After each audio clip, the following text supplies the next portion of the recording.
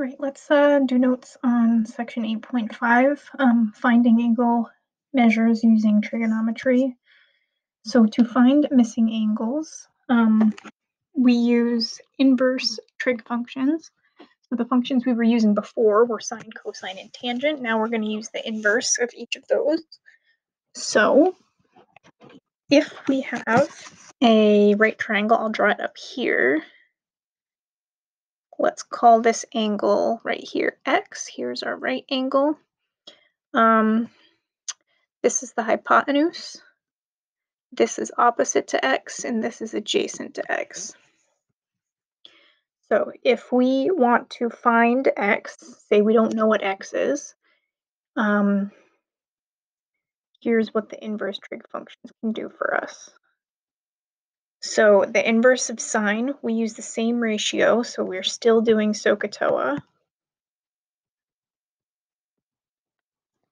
So sine, inverse sine of the opposite over the hypotenuse equals our angle x. Inverse cosine of adjacent over hypotenuse. So again, it's those same ratios. That equals our angle x.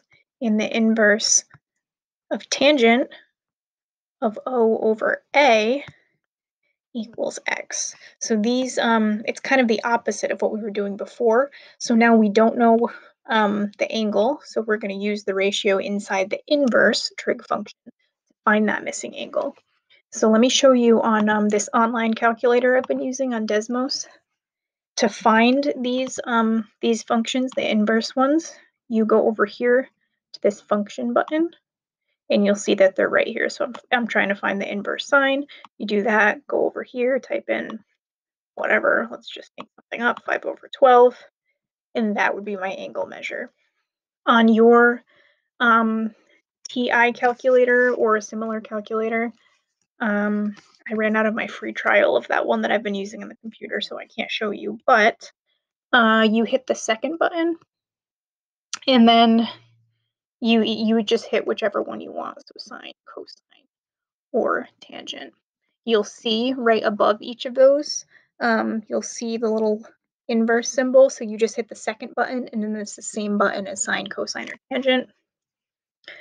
Just email me if you can't figure out how to do this on your calculator. And again, you should be in degree mode, so go back to my other video to see how to put yourself in degree mode if you're not. This calculator is automatically in degree mode. You can change it here. You don't want to, but you can change it to radian mode, which we're not using in geometry. Again, if you do these questions and you don't get the same answers as me, that means you're not in degree mode. So let's jump into some examples now. All right, so first one, again, like we said, if you know the sine, cosine, or tangent ratio, you can use the inverse to find the measure. So that's what we talked about on the last slide. So first thing we need to do is figure out which ratio we have. So we have a 15 and we have a 24, and we want angle x. So we need to know what ratio we're using here. So we have the hypotenuse. Hypotenuse is 24, so we're dealing with an h. And the 15 is opposite of the x, so that's O. So if I'm remembering SOHCAHTOA, I need to figure out which one I'm using. We need to figure out which one deals with an O and an H. And our only option here is sine. The other two do not have both an O and an H, so that means we're dealing with the inverse sine. So inverse sine of opposite over hypotenuse equals x. So we're looking for the inverse sine of 15 over 24. So we go over here, clear that. Inverse sine, go back to main, 15 over 24. And that's going to give us 38.7. So x equals 38.7 degrees. All right, next one. So we have an 8 and 11. We're looking for angle x, so we need to figure out the relationship between x and those two sides. So 11 is the hypotenuse because it's across from the right angle. In the 8, this leg is the leg that's next to x, so it's adjacent. So then we need to figure out which one of these has an A and an H. And that leaves us with cosine.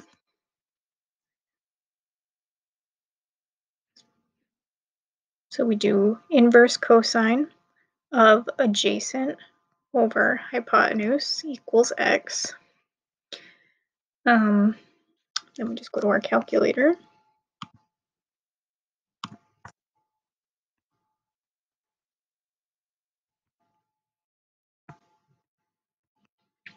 And we get 43.3 degrees. So x equals 43.3 degrees. All right, next page. So I'm going to write SOHCAHTOA down here now. So this one, we've got angle x right here. We actually don't have the hypotenuse at all, which means we can't be looking, that cancels out sine because we need the hypotenuse for that, and we need the hypotenuse for cosine, so we're definitely dealing with tangent here. So tangent, inverse tangent, now we need to find the ratio. So tangent is opposite over adjacent, so opposite of x is 20, adjacent is 37, so that equals x. So again, we go to our calculator. Inverse tangent of, I already forgot the numbers, 20 over 37. Oops, what happened here?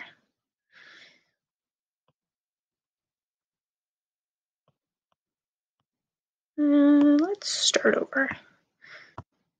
So inverse tangent of 20 over 37 equals 28.4. So x equals 28.4 degrees. All right, number 4, so we're looking for angle x. The sides we have the hypotenuse because that's across from the right angle. And the 18 is the adjacent leg because it's next to the x. So we have an A and we have an H, so we need to find which of these have an A and an H.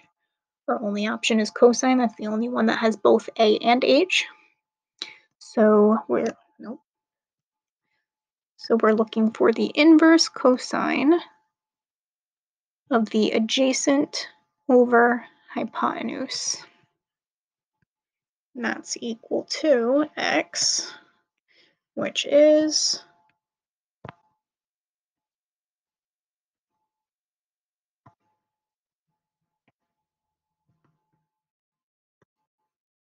38.5.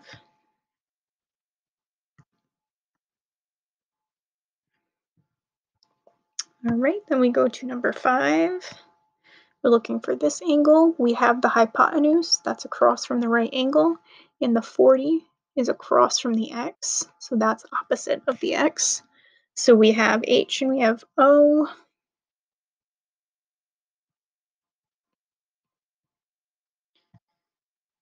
So which one of these has an O and an H? That our only option here is sine. So we're looking for the inverse sine of opposite over hypotenuse. That's equal to x. So 40 over 41. We go over here, clear that. We're looking for the inverse sine of 40 over 41. That's equal to 77.3.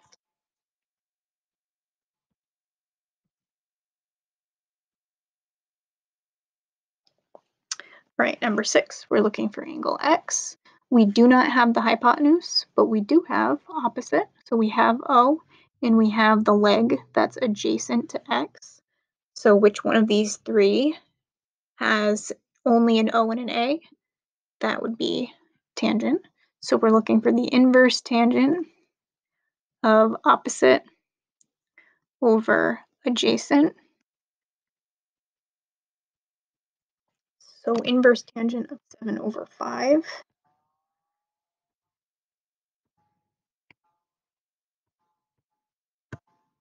Which is equal to 54.5.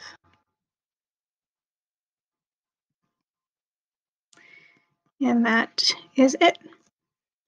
So again, just going back, thinking about what we're doing, we use the inverse to find missing angles, whereas before we were finding missing sides. Now we use inverse to find angles.